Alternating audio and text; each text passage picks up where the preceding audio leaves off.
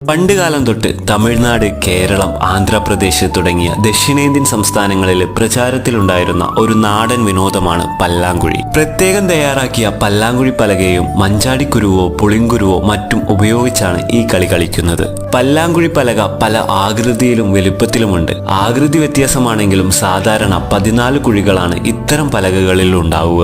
രണ്ടുപേർ കളിക്കുന്ന കളിയിൽ ഓരോരുത്തരുടെയും ഭാഗത്ത് 7 കുഴികൾ വീതമുണ്ടാകും. പല്ലാങ്കുഴി പലക ലഭ്യമല്ലാത്ത സന്ദർഭങ്ങളിൽ മണ്ണിലോ മണലിലോ മറ്റു പ്രതലങ്ങളിലോ താൽക്കാലികമായി കുഴികൾ ഉണ്ടാക്കിയും കളിക്കാറുണ്ട്. കളിയുടെ രീതിയും നിയമങ്ങളും പല പ്രദേശങ്ങളിലും വ്യത്യസ്തമാണ്. എല്ലാ പ്രായത്തിലുള്ളവർക്കും കളിക്കാവുന്ന കളിയാണ് പല്ലാങ്കുഴി. എന്നിരുന്നാലും ദക്ഷിണേന്ത്യയിലെ സ്ത്രീകൾക്കിടയിലാണ് കൂടുതലായി പ്രചാരത്തിലുള്ളത്. പല്ലാങ്കുഴി അനലറ്റിക്കൽ സ്കില്ലുകളും കണ്ണ് കൈ ഏകോപനം മെച്ചപ്പെടുത്തുവാനും സഹായിക്കുന്നു. കൂടാതെ ദ്രുതഗതിയിലുള്ള മാനസിക കണക്കുകൂട്ടലിൽ ഏർപ്പെടുന്നതിനാൽ പല്ലാങ്കുഴി കുട്ടികളിൽ ഗണിതശാസ്ത്രം മെച്ചപ്പെടുത്തുകയും ചെയ്യുന്നു.